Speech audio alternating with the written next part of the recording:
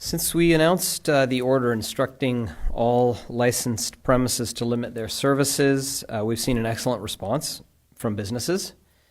We've received 33 complaints via 311, and we visited over 600 businesses yesterday alone, and we've issued 13 orders. So it's good to see we are getting compliance to those orders, and I just want to say thank you to the many, many businesses that have abided by both our orders and the orders of the province. It's great to see that the business community is really stepping up.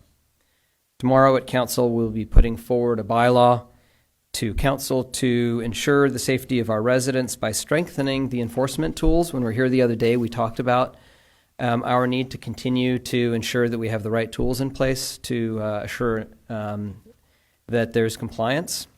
So the current bylaws allow us to take some measures to restrict the spread of the virus. The enhanced bylaw we're hoping the Council will approve tomorrow will allow more specific actions. In particular, yesterday the province ordered all personal service establishments in BC to close, and we're hoping and expecting the businesses of this nature to close. If we are able to, if Council approves these additional enforcement measures, we will be able to issue orders toward those businesses and be able to ensure compliance through enforcement.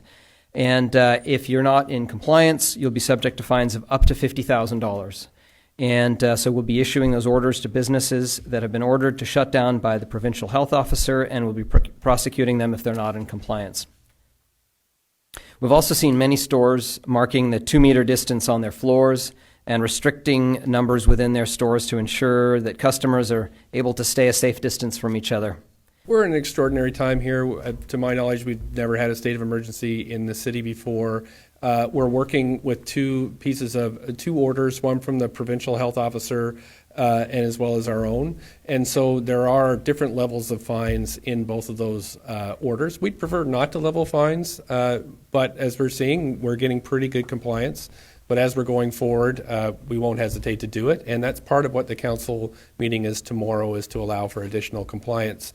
The city manager ran through some numbers earlier on. Did you want to give us a sense of what we're looking at just in these early days?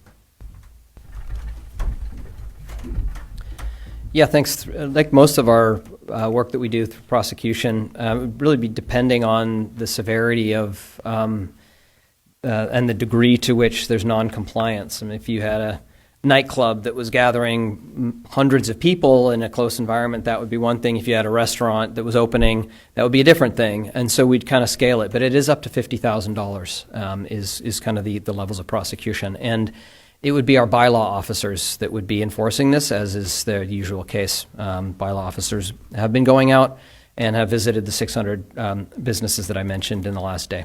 So tomorrow, I'd be asking Council to give us even more powers that would allow us to move to a more extreme version of having people stay at home, like you're seeing in New York or in San Francisco. However, the health officials are saying we don't need to do that right now.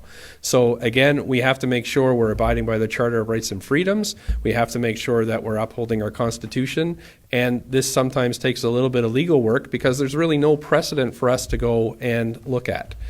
So that's what we're doing right now. We're also doing this in concert with the federal and provincial government. So as you see, our state of emergency was followed quickly by a provincial state of emergency, a provincial health emergency. And so you can imagine coordinating all this stuff in order to produce a clear message for our residents as to what they need to do. And if they don't do it, what the penalty will be. So you're going to get new messages pretty well every day on all this from all levels of government. And the Prime Minister himself has said that using the Emergency Measures Act is still on the table.